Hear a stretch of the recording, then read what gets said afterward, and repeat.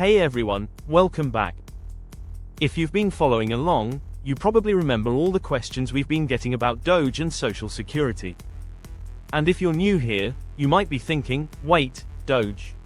As in the government agency. And what does that have to do with Social Security? Here's what happened. A major court just said no. The Fourth Circuit Court of Appeals officially blocked DOGE, the Department of Government Efficiency, from accessing the Social Security Administration's internal data systems.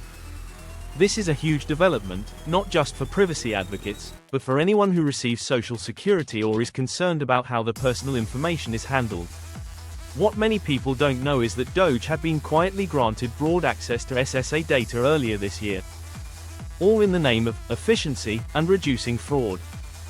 That meant access to medical records, banking details, even family court records, without the training, vetting, or oversight required of SSA employees. And that raised serious red flags. Let's talk about what this ruling actually means. Because it's about more than just Social Security, it's about transparency, privacy, and accountability in how our government operates. Now, I'd love to hear what you think. Should a tech-led agency have direct access to your Social Security records? Drop a comment and let me know. And if you want updates as this story unfolds, consider subscribing to stay informed. Back to the story. This ruling didn't come out of nowhere. It started with a lawsuit back in February from labor unions and privacy groups who argued that this was a massive overreach. The big issue wasn't just DOGE, it was how access was granted. There was no congressional approval, no public discussion, just a quiet administrative move that gave a brand new agency access to one of the most sensitive data systems in the country. Think about it, the Social Security Administration holds personal data for over 70 million Americans. Names, addresses, earnings history, disability and mental health records. That's not just information, it's your identity. And until now, there was a basic expectation that this data was protected by both law and trust. The court agreed.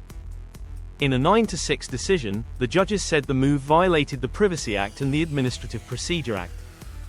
They ordered DOGE to delete any data already collected and block them from making any further changes to SSA systems. That part's especially important. Once a system is accessed or modified, it's difficult to track what's been viewed, altered, or copied. The White House has said the legal fight isn't over. A spokesperson stated that the administration plans to challenge the decision, but for now, DOGE is locked out of SSA's data. That's a major win for those who've been raising concerns for months.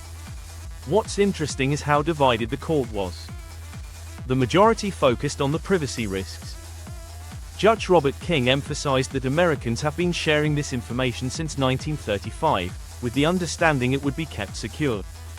Suddenly granting that access to a new agency, with no checks or oversight, crossed a line. But some judges disagreed. One, Julius Richardson, said the plaintiffs hadn't shown real harm, just emotional distress.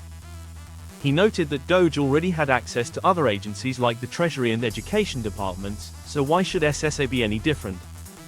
That's where the deeper debate lies. SSA data isn't just financial, it includes health, disability, and family information. Losing control of that isn't just uncomfortable. It can be devastating. So what does this mean for you? If you're receiving Social Security, it means your private data won't be shared with DOGE, at least for now. Your information remains within a system governed by decades of rules and oversight. That brings some peace of mind. It also signals something bigger: courts are paying attention. Efficiency alone doesn't justify bypassing legal safeguards. Just because a program sounds good in theory doesn't mean it should move forward unchecked. Now let's zoom out.